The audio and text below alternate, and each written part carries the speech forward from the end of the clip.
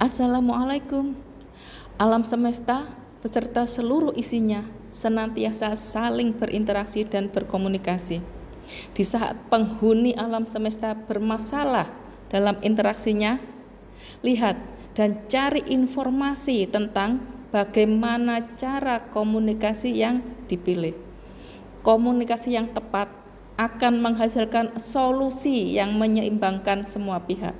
Karenanya, komunikasi layak dipelajari untuk tetap menyeimbangkan alam semesta ini.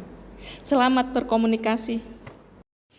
Assalamualaikum warahmatullahi wabarakatuh. Perkenalkan, nama saya Sinta Biladu Ayunda dengan akhiran NIM 035 dari kelas E2. Di sini saya akan menjelaskan tentang strategi periklanan efektif. Namun sebelum itu saya akan menjelaskan sedikit tentang periklanan. Apa sih periklanan itu? Jadi periklanan adalah bentuk komunikasi yang dirancang untuk menyampaikan pesan kepada halayak luas dengan tujuan untuk mempromosikan produk, jasa, ataupun ide. Jadi periklanan adalah bagian yang penting ya, sekaligus senjata paling ampuh yang bisa digunakan untuk mencapai berbagai tujuan bisnis. Nah, dengan strategi periklanan yang tepat ya, bisnis itu dapat menggunakan periklanan untuk mencapai tujuannya dan juga mencapai kesuksesan. Oke, berikutnya ada tujuan dari periklanan.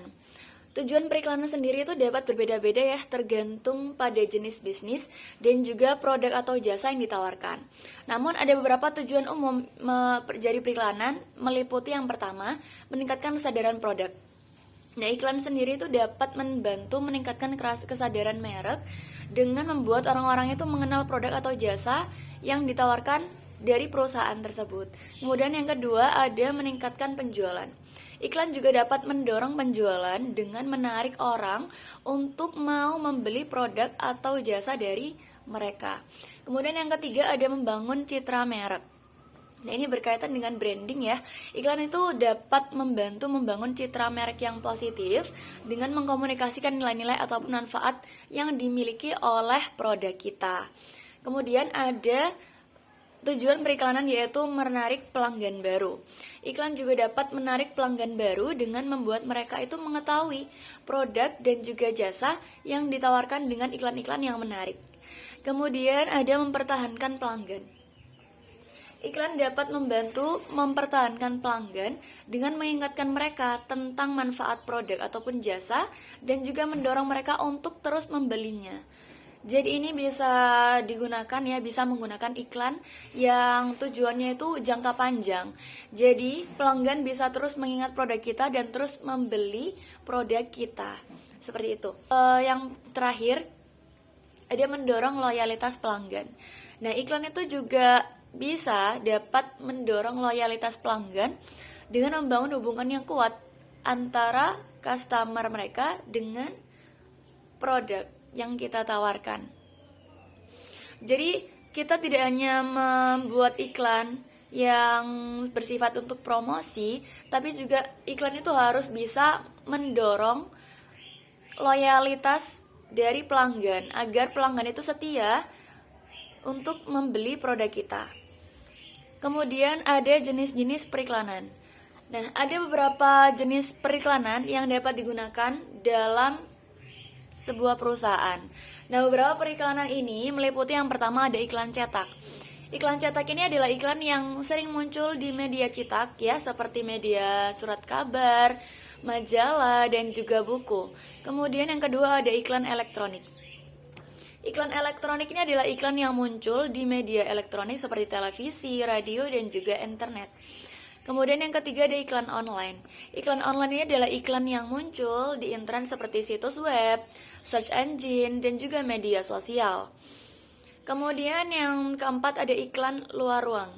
Iklan luar ruangan ini adalah iklan yang muncul di luar ruangan ataupun outdoor yang bisa memungkinkan orang-orang yang sering berada di luar ruangan ya, di ruangan outdoor. Contoh dari iklan luar ruangan ini adalah papan reklam, baliho, billboard, wall painting, dan juga videotron. Kemudian saya akan menjelaskan tentang strategi periklanan. Sebelum membuat iklan, penting untuk mengembangkan strategi periklanan agar nantinya iklan yang kita buat bisa mencapai target pasar dengan sangat mudah dan juga bisa menjangkau semua halayak.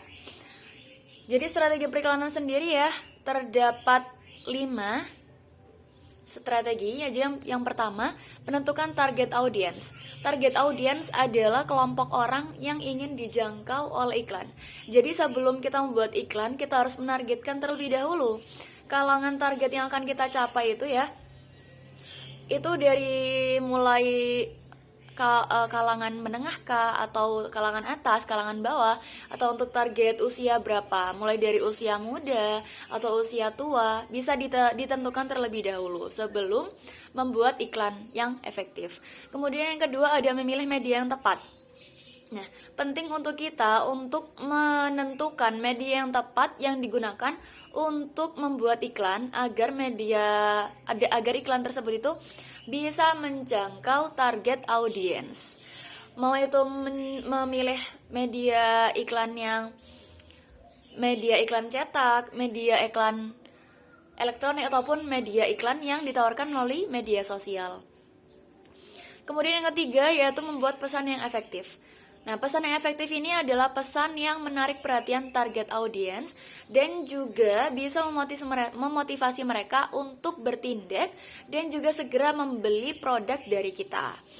Kemudian yang keempat ada menetapkan anggaran. Anggaran adalah jumlah uang yang akan dihabiskan untuk iklan. Jadi sebelum kita membuat iklan, kita harus bisa merancang dan juga menyusun rancangan anggaran terlebih dahulu, agar nantinya anggaran itu ya bisa tepat dan juga tidak overload. Seperti itu. Kemudian yang kelima ya, mengukur hasil iklan. Jadi hasil iklan itu harus diukur untuk menentukan apakah iklan tersebut itu efektif atau tidak. Takutnya kalau kita tidak mengukur hasil dari iklan tersebut dan iklan tersebut tidak berjalan efektif, namun kita tidak bertindak cepat dengan mengatasi hal tersebut, maka tidak akan tercapai target penjualan dan juga tidak bisa menjangkau target audiens. Jadi bisa dikatakan kalau hasil iklan tersebut tidak menjangkau target audiens ataupun tidak mencapai target pemasaran, maka iklan tersebut dikatakan gagal. Kemudian saya juga memberikan contoh iklan yang efektif. Bisa kalian lihat ya, ini adalah cuplikan dari iklan Coca-Cola yang membawa slogan Share a Coke. Nah, iklan Coca-Cola Share a Coke ini adalah salah satu contoh iklan yang efektif ya. Iklan ini menggunakan strategi personalisasi dengan mencetak nama orang di setiap botol Coca-Cola. Nah, iklan ini juga menggunakan strategi emosional dengan mendorong orang untuk berbagi Coke dengan orang-orang yang mereka cintai ataupun orang-orang yang ada di sekitar mereka. Nah, iklan ini terbukti sukses ya, sangat sukses karena membantu meningkatkan penjualan Coca-Cola dan juga membangun hubungan yang lebih kuat dengan pelanggan. Contoh iklan dari Coca-Cola ini bisa banget menjadi